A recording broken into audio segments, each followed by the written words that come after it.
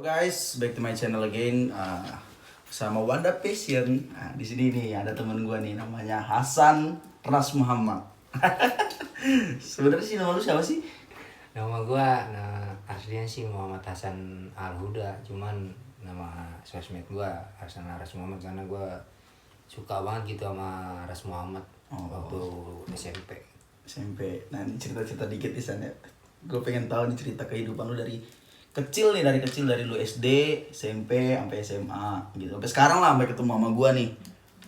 Nah, dari SD ya, dari SD. Gua dari SD itu dari kelas 4, kelas 3 lah gue ingetnya. Emang gue tuh sering bocahnya gimana ya kalau sama cewek itu ya gitu, suka bercanda, suka anaknya nggak bisa dingin gitu sama cewek itu, pengen deket mulu.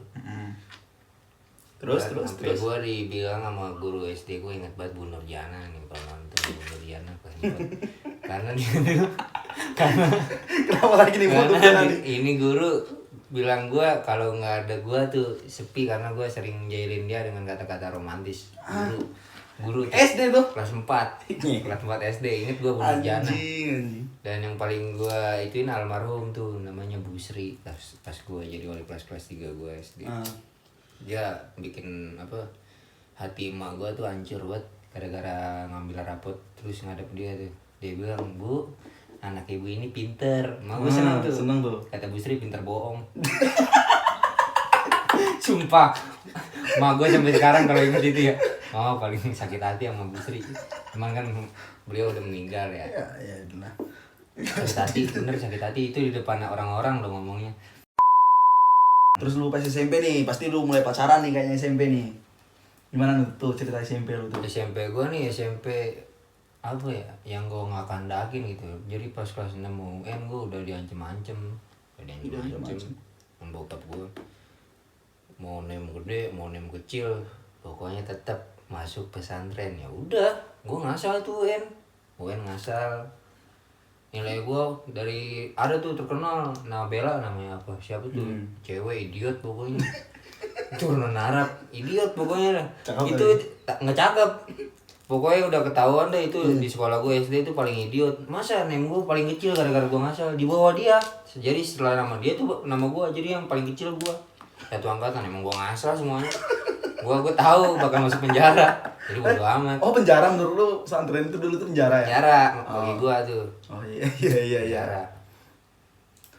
Terus tuh kehidupan lu di pesantren itu gimana tuh? Masuk pesantren, nyari pesantren yang cocok, akhirnya dapet tuh di Lewiliang Bogor. Lewiliang tuh pokoknya tempat yang paling boleh dibilang kampungan dah, pedalaman waktu itu ya. Kampungan. Udah gue masuk pesantren tahun pertama, masuk gitu ya, ceng-ceng lah pokoknya awal-awal santri. Kuat di sana, dianterin, naruh baju segala macam, beli kasur, beli apa lah. Pas mau ditinggal pulang nangis kayak gitu, ke kamar mandi nangis. Baru ngerasain lah pokoknya ditinggal orang tua keras kayak gitu. Gua gabung awal tahun pertama sih baik-baik aja, baik-baik. Nah pas udah tahun kedua nih, baru dia gue bergabung sama anak-anak yang notabene nggak baik lah menurut orang tua, tapi menurut gue baik. Menurut lu baik? Berteman sama dia baik. Karena kan menurut gue, kalau menurut orang tua gue nggak baik. Contohnya gue kayak udah mulai ngerokok aktif. Tuh dari SMP tuh? Iya, ngerokok aktif, kabur-kaburan, kayak gitu dah, pokoknya udah mulai kayak gitu dah di pondok. Akhirnya pelanggaran terus, prestasi nggak ada, pelanggaran terus, dari surat pernyataan, surat perjanjian, sampai surat apalah pokoknya segini lah. Kalau dihitung-hitung tuh surat itu kalau dikumpulin. Nah gue pernah nih incer cewek nih pas kelas 2 SMP. Gue incer cewek, cantik banget, seangkatan ya. Iya. Paling cantik di angkatan menurut gue dan menurut bocah-bocah gue. Sekarang dia udah punya suami sih, jadi gue malas nyebutinnya pokoknya. Nggak usah disebutin lah. Disebutin lah, Sapera namanya kan. Nggak usah disebutin, tapi lu sebutin juga sih Sapera. Ini Sapera kalau denger ya. Nih, dulu dia pernah tuh naksir sama lu. Sapera anak Bekasi di Jati Sampurna, rumahnya inget banget gue. Sapera. Tapi dia benci banget sama gue karena dia tahu gue anak pelanggar. botak, pokoknya satu angkatan tuh Oh. putra putri tau lah gimana track record gua dan anak teman-teman gua tuh Iya. gimana di pondok pelanggarannya kayak apa. Jadi dia benci sama gua rasanya. Gua lagi rajin-rajinnya tuh kan dekat sama senior lah di pondok namanya Mudabir. Nah, yang megang itu jabatan lah. Ah. Kebetulan dia bagian ibadah kan dekat sama gua. Gua nanya kan kalau misalkan anak pondok ya nanya kakak tuh Allah gitu ya. Allah Iya. kayak gitu. Gimana sih ini cara ngedeketin ini cewek susah banget nih. Nggak tahu dia bercanda nggak tahu beneran ya. Pokoknya dia ngasih itu ke gua, ngasih amalan. Si amalan lu kayak gini kayak ibarat kata kasar ritualnya nih ya kalau habis maghrib Terus? habis maghrib Ah. lu jangan beranjak dari tempat ibadah lu. Iya. Misalkan lu sholat di sini nih. Nah kalau orang-orang cabut lu udah diem aja sini sampai tiba waktu isya. Ngapain tuh? Yasinan, terus zikir sama ngirim Fatihah buat orang yang lu cintai. Gua ikutin tuh sampai kurang lebih setahun. Paling bolong-bolongnya yang gua nggak lakuin tuh dikit. Pokoknya setahun tuh ritual gua itu habis maghrib nggak pernah makan. Itu kalau di pondok waktu makan malam tuh habis maghrib. Habis maghrib. Ngantri nasi, ngantri lauk, udah makan. Ntar sholat isya ada bunyi lonceng teng. Nah suruh ke masjid tuh sholat isya. Jadi sebelum ajan bunyi lonceng dulu, kalau nggak disuruh ke masjid tuh sama mudabir. Zaman dulu banget pakai lonceng. Iya, kalau di pondok gitu. Gue SMP udah pakai bel. Beda lu mah sampai luar ini mah. Iya. Kan ini yang di napi ini mah. Anjing kan. Dalam pondok. Napi. Napi yang soleh tapi. Oh iya. Napi yang soleh ya. Iya, udah tuh. Gua akhirnya jalanin. Jadi berbalik arah masa. Yang tadinya benci buat sama gua. Jadi berbalik sayang gitu. Kata gue ini beneran kali ya amalan ya. Gua amalin tuh sampai tuh amalan bener-bener melekat dah di diri gua. Sampai masuk SMK terus gua amalin tuh dari amalan kakak kelas gua tuh. Dipanggilnya tuh ala gembel nih kalau misalkan dia masih ingat namanya ala gembel. Angkatan gua juga tahu dia ala gembel dia gembel. Dipanggilnya ala gembel. Udah kan. Seneng tuh gua. Nah dari situ juga dalam percintaan gua tuh. Sebenarnya percintaan gua sih dari kelas 3 SD. Ya, lu udah mulai tadi ya. Mulai, cuman gua nganggep lah. Mantan gua kan di SD ada 2. SD lu udah pacaran? Udah 2. TK 1. Anak guru. Astaga. Namanya Silvia tuh TK. Astaga. Jadi ini skill gua untuk mendapatkan hati wanita ya. Jangan dipertanyakan emang. Udah dari rata-rata ya. Takdir gue tuh emang udah itu. Udah dituliskan tuh sebelum gue diciptakan seorang playboy yang akan datang di masa depan gitu. Betul itu. Di dalam buku Tuhan udah tertulis salah satunya Hasan. Salah satunya Hasan ya. Pas di bawah nama Piki Prasetya tuh. Pasti nama Hasan tuh. Nah, Jadi playboy yang zaman dulu itu tuh yang sebelum lahir ditakdirin dulu tuh Vicky Prasetyo kata lu ya. iya. Nah, terus di atas Piki kan Raffi Ahmad. Raffi Ahmad, Piki. Pas loncatan kedua setelah Piki tuh gua pasti nama Lu, gua. pasti Gua yakin karena gua emang ngefans banget sih sama dia. Sang gladiator. sang gladiator. 1-11. Gila. Terus nih lanjut seru nih cerita lu nih. Berbalik arah tuh kan. Bingung gue juga, dia yang tadinya benci banget jadi berbalik arah cinta sama gue. Jadi kalau di pondok tuh ada ibu cuci, jadi setiap pagi dulu datang Senin sampai Sabtu buat ngambil cucian kotor kita. Jadi misalkan cucian kotor kita diambil sekarang, besok dikasih. Ya. Jadi itu si Sapera ini yang tadinya beda ibu cuci sama gue jadi nyatu. Jadi komunikasi gue di pondok kan nggak boleh pacaran di dalam maupun di luar. Juga nggak boleh handphone kan? Nggak boleh. Jadi kalau misalkan kita liburan ketahuan nih sama santriwati pacaran gitu, jalan gitu pas liburan ketahuan nih pas masuk pondok dipermasalahin. Dipermasalahin tuh. Dipermasalahin tuh hal kayak gitu tuh. Namanya gue bilang napi itu gitu. Kira gue surat-suratan lewat ibu cuci. Gue ngirim surat sekarang ke ibu cucinya, nah besok dapat balasan. Lewat suratnya. Segitu aja ada cepu. Tetap gue ketahuan. Anjing emang. Di mana-mana ada cepu itu sebelum dia terkenal ya. Iya. Anjing. Masih aja ketahuan. Bingung gua. Terus. Udah. Gua Pelanggaran tuh kan pasti otomatis tuh. Pelanggaran dan selalu kontek-kontekan kan zaman milenial kan ya. Masih anak 90-an ya, belum milenial ya. Iya. kontak-kontak kan lewat Facebook lah, kalau enggak lewat surat gue waktu itu. Ingat banget gue belum megang HP, belum punya HP dan nggak dikasih HP juga. Dah akhir cerita pokoknya gue 3 tahun di pondok yang harusnya 6 tahun sampai lulus SMA enggak, karena gue bikin masalah mulu. Ada salah satu ustadz yang bilang kalau misalkan mau lanjut nggak dinaikin, tapi kalau misalkan keluar pondok nilai digedein. Saking nggak betahnya tuh gue ada di situ. Ini anak racun gitu kan, kalau lu keluar nih nilai digedein, tapi kalau di pondok lu nggak bakal naik. Udah diancam kayak gitu, udah gue keluar anjing, ngapain gue bertahan, malah enak gue Ya, keluar pondok tuh lu. Keluar. Tapi kan jadi faktor yang buat lu jadi apa, bisa dapet masalah ibaratnya kan, kalau di pondok tuh kan pasti hukumannya gila loh. Kayak ini cukur ya apa kan, dibotakin gitu kan, dikerik tuh ya, biasanya kayak gitu tuh. Nah lu masalah terbesar lu apa tuh selama di pondok tuh, ada nggak? Kalau masalah terbesar gua waktu itu sama bocah-bocah gua ya, gua ngebukin cepu, inget banget gua, namanya Kamil. Inget gua, anak-anak pramuka tuh, inget gua. Dia cepuin anak-anak gua masalah apa gitu ya, cepuin akhirnya dia lagi latihan pramuka apa malam-malam gitu kan, atau lagi apa dijemput sama salah satu bocah gua. Nah gua sama bocah-bocah gua udah nungguin tuh di belakang kamar mandi. Dia disamper, dibeg-begin sampai ke belakang kamar mandi, langsung dijebret sama temen gua, cupi inget banget. Jebret ya, langsung gue ikut-ikutan jebret. Nah, besoknya gue dijebret sama senior. Yang penting gue udah ngasih attention. Oh iya. Jangan berhadapan sama Yakuza.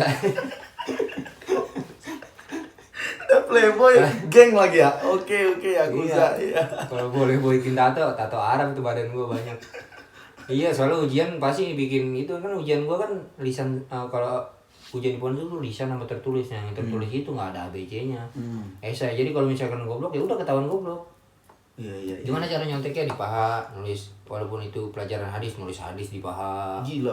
Iya, anak pondok nulis hadis, nulis apa pokoknya yang berbau-bau Arab di betis, di paha, itu pada gitu. Cara nyonteknya gitu. Karena benar-benar ketat dan nggak bisa nyontek kan. Lagian kalau mau nyontek panjang dan bukan bahasa Indonesia. Bingung gitu. Pondok, makanya yang benar-benar lulus tuh yang benar-benar berkemampuan gitu, ingatan atau enggak dia emang anak pintar lah. Iya. Lulus pokoknya gue keluar tuh. Ingat gue habis dari UN sebenarnya nggak boleh ada yang keluar, ada yang wanti-wanti, nggak boleh coret-coretan, nggak boleh izin pulang setelah UN, karena kan gue udah muak banget di pondok.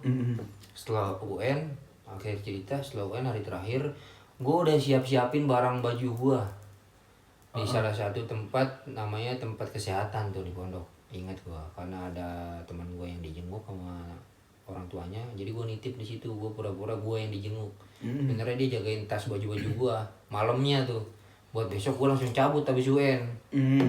Udah kan rame juga kan setelah UN tuh, rata-rata banyak yang dijenguk tuh, rame. Jadi kemampuan atau buat meloloskan diri dari pondok itu lebih mudah pada saat itu tuh. Ingat gua, akhirnya banyak bocah yang mencoba kabur atau enggak mencoba buat ngerokok doang di luar, banyak. Dan gak sedikit yang ditangkepin gitu. Setelah UN kan ngumpul tuh cewek cowok angkatan gua, kelas 3 tuh ngumpul di salah satu ruangan, pokoknya ngumpul. Iya. Buat pengabsenan kalau nggak salah. Itu banyak yang ketangkep. Akhirnya yang ketangkep itu pada dibotakin. Alhamdulillah nih gua sama si Husen tuh sama teman gue sebagian nggak ketangkep. Kabur gua langsung, gua pakai baju SMP, pakai baju pondok. Gua bawa tas gua, ingat banget gua lari-lari sampai pasar. Gua naik angkot langsung pulang ke rumah gua. Mak gua bingung tuh. Bisa pulang, katanya nggak bisa pulang. Bisa, ini bisa mak. Gua bilangnya Udah Badung dari dulu lu ya. Asli. nggak jelas deh pokoknya. Nah, tamat nih lu SMP, ya kan? Tamat nih SMP. Terus yang buat lu masuk kapal Bogor apa nih? Faktor apa nih tiba-tiba punya, secara nih lu udah ada apa? Udah ada cerita di pesantren, ya namanya pesantren kan cowok semua nih. Lu kan pasti yang pengennya umum lagi nih, banyak cewek, gitu-gitu kan. Kenapa lu lebih memilih SMK? SMK sedangkan ya pastilah, apalagi semua penerbangan, rata-rata cowok semua kan. Nah, kenapa lu masih masuk lagi ke tempat-tempat yang kayak gitu? Kenapa nggak SMA gitu, pilihan lu dulu? SMA biasa umum Ceritanya apa? gini, pas gue lulus SMP sebenarnya gue mau di pesantrenin lagi, cuma di tempat yang berbeda. pokoknya gue harus jadi ulama lah kata bapak gue. Itu anak laki-laki harus jadi ulama, harus jadi ustad. Gue di pesantren lagi, si Husein memilih. Nah tapi dikasih kelonggaran, boleh milih pesantren yang mana aja yang disukain, tapi pesantren nggak boleh sekolah luar. Lo diancam kalau mau sekolah luar, keluar dari rumah. Itu sempak papa yang beli, pokoknya apa yang papa beli kagak boleh dibawa. Itu sempak papa yang beli, keluar ke rumah nggak boleh bawa sempak sekalipun. Telanjang gua, semuanya kan gua dikasih beli, nggak ada pilihan anjing, diktator bokap gua. Udah tuh terus Husein milih nyantren tuh awal pas keluar dari pondok itu ya, milih di Garut. Ikut teman gua tuh si Cupi itu.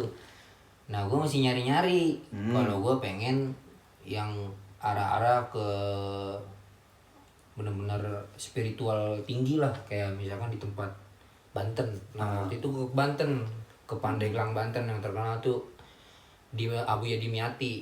Kan punya anak, beliau udah meninggal, punya anak. Nah itu udah terkenal banget pesantrennya tuh, karismatik lah, yang ngetuain pesantren itu karismatik, pokoknya santri-santrinya gitu lah. Gue pengen kan kayak gitu kan.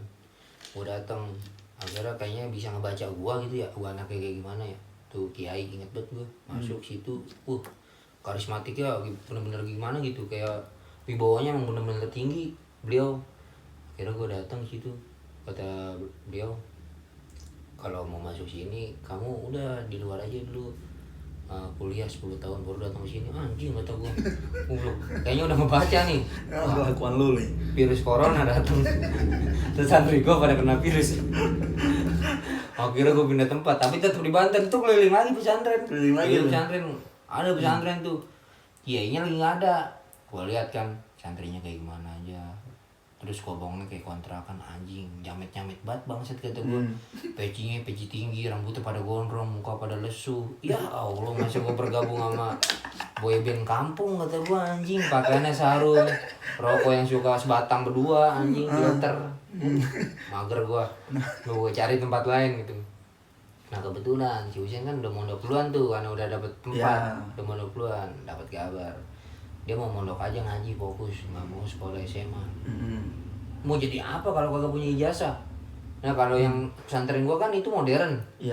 Modern tuh malamnya ngaji, ntar siangnya masuk kelas belajar, tapi ada pelajaran tafsir Quran gitu, ada pelajaran luarnya IPA, Kimia, MTK tetap ada. Kalau itu pesantren modern. Nah kalau pesantren yang kayak gue mau tempatin kayak si Husein itu Salafi, jadi khusus ngaji, kitab kuning, bisa baca kitab kuning, jadi ntar bisa baca kitab, pintar bahasa Arab, bisa nahu sorot kayak gitu kan. Itu Salafi namanya. Nggak ada sekolah. Akhirnya dia nggak, mak gue mikir kan, kalau misalkan dua-duanya anak gue begini mau jadi apa dua-duanya? Iya kalau misalkan bener ngajinya. Kalau kagak mau jadi apaan, nggak punya ijazah, nggak bisa ngelamar kemana-mana. Nah mak gue kan tahu kalau misalkan gue tuh mau masuk penerbangan kan. Karena gue pernah cerita, jadi kalau misalkan mau ke Pondok Beliang itu lewatin sekolah gue, lewatin SMK gue. Iya lewat Bantar Kambing tuh ada namanya di Bogor. Jadi lewat ini. Enak banget kayaknya nih kalau sekolah di sini, keren bajunya kan. Kayaknya gue taat banget gitu, kayak tentara banget gitu. Gue bilang pengen masuk situ. Mak gue nawarin, Hasan bukan mau masuk penerbangan. Yaudah besok daftar aja. Yang bener nih. Iya, wah semangat banget tuh langsung. Semangat sekolah tuh anjing. Iya, tahun lalu udah mulai mengembara tuh. Mengembara dah, gue udah membara banget. Soalnya gue tahu bukan pesantren kan. Gue besok daftar. Pas banget itu hari terakhir pendaftaran. Besok gue udah gak ada lagi. Pas hari terakhir gue. Masuk tuh lu sana. Masuk. Alhamdulillah dites lah, lari apa masuk tuh gua jadi di SMK. Jadi gua SMA gua tuh nggak mondok gitu. Lari ke sekolah luar. Dan bapak gua tuh mikir kalau masuk sekolah gitu taat aturan gitu, kayak model rambut, kedisiplinan. Padahal mah anjing. Emang di mana tempat gimana kita? Benar. Lu kan hobinya tuh sama aja nih sama temen-temen gue yang lain lah, pokoknya anak kapal tuh paling terkenal banget, ribut, tawuran tuh paling sering banget tuh. Lu kan termasuk juga pentolan-pentolan juga kan, kapal Bogor ya kan. Tuh banyak kan cerita-cerita menarik nih. Gue pengen ya mungkin pada viewers gue nih pengen tahu nih cerita-cerita lu di kapal Bogor ini gimana nih. Kalau tahun pertama sih aman, gue selalu ngelak kalau diajak nongkrong karena gue tuh paling nggak mau tawuran tuh sebenarnya. Paling nggak mau tawuran, pokoknya nggak jelas lah, takut lah gue sama hal kayak gitu. Tapi kok semakin kesini kayak gengsi itu, tawuran tuh sebenarnya gengsi, bukannya nguji nyali lu kuat atau enggak, berani apa enggak, sebenarnya gengsi dari omongan. Kalau lu nggak ikut ya lu bukan aja laki. Kalau lu ikut ya kayak misalkan awal-awal orang minum gimana sih, gengsi. Bukannya karena dia pengen minum pengen enak, bener gengsi. Gengsi sih. Gengsi, diajak nongkrong kadang mau kadang enggak. Soalnya kan balik malam gue pasti ditanyain. Gue nggak rutin tuh ikut nongkrong, diajakin basis. Gue ikut gitu doang, kadang ikut kadang enggak. Kadang gue ngelak. Sering tuh gue tahun pertama. Tahun kedua ya gue sering ikut lah beberapa acara-acara kayak ribut kayak gitu. Tapi yang gua nggak orang yang kayak gitu-gitu terlalu banget lah, kayak yang gua kenal kan kayak Bang Amar. Ya Bang Amar senior kita juga tuh. Bang Amar kayak gitu-gitu. Gua mah biasa aja, nggak terlalu kayak gimana. Gua lebih ke teman-teman gua sih yang lucu-lucu kayak gitu kan. Yang lucu-lucu nih. Kayak pokoknya gua jauh lah kalau masa SMK tuh jauh masalah percintaan. Nah masalah percintaan tuh kelas 3 kan anjing ya. Pokoknya gua bikin masalah setelah detik-detik mau lulus. Pasti tuh dari SD, SMP sampai SMK detik-detik mau lulus pasti tuh lu buat masalah percintaan lagi nih, ya kan? Masalah percintaan namanya ada tuh gedung GO Ganesha Operation. bukan anjing, gedung oren. bocah gua kos-kosan bebas itu gitu. Bawa cewek ya kayak gitu lah pokoknya. Iya. Harus gue nyeritainnya. Ya namanya gue nih udah dapet cewek cantik ya, nyomongin diri ya pokoknya. Gue dapet masalah sih dari gara-gara ribut, alhamdulillah belum pernah tuh kayak misalkan tawuran gitu. Dapat masalah dari tawuran sih, ketangkap terus dibawa ke sekolah, namanya belum pernah gue, alhamdulillah.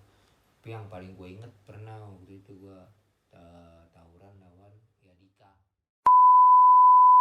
Salah satu teman gue si Rizky, anak basis JB. Goblok, sosokan jadi ituan Pinoki Bastian anjing.